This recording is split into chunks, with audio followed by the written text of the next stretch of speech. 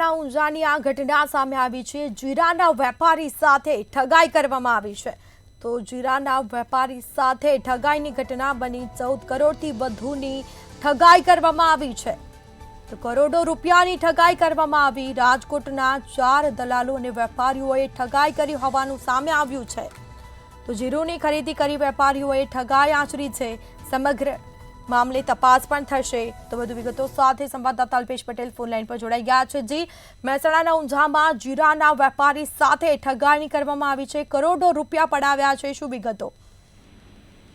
સ્મિતા, ચોક્કસ જણાવી દઉં કે ઊંઝામાં જીરુના વેપારી સાથે ઠગાઈ થઈ છે અને દલાલો અને વેપારી ભેગા મળી 14 કરોડ જેટલી રૂપિયાની ઠગાઈ થઈ છે અને રાજકોટના 4 દલાલો અને વેપારીઓ જીરુ ખરીદી કરાવી ઠગાઈ કરી છે અને વેપારીને વિશ્વાસમાં લઈને ખરીદી કર્યા બાદ નાણાં ડૂબી ગયા હતા અને વિટલાણી એગ્રો બ્રોકર્સ હાર્દિક ચતુર્ભુજ Vitlani, Radhe agro trade farm માલિકના તથા બ્રોકર અરવિંદભાઈ માલદેવભાઈ ઘોડાસરા, સોમનાથ ટ્રેડિંગ કંપનીના માલિક હેમંતભાઈ દેવડા અને રામ ફાર્માના કોમોડિટીઝના માલિક રવિ દાવડા સામે પણ ફરિયાદ નોંધી છે અને ઊંઝા પોલીસ સ્ટેશનમાં અમિત પટેલ દ્વારા વેપારી દ્વારા ફરિયાદ નોંધવામાં આવી છે અને પોલીસે વધુ તપાસ કરી છે। જી, બિલકુલથી તમામ જાણકારી આપવા બદલ આપનો આભાર।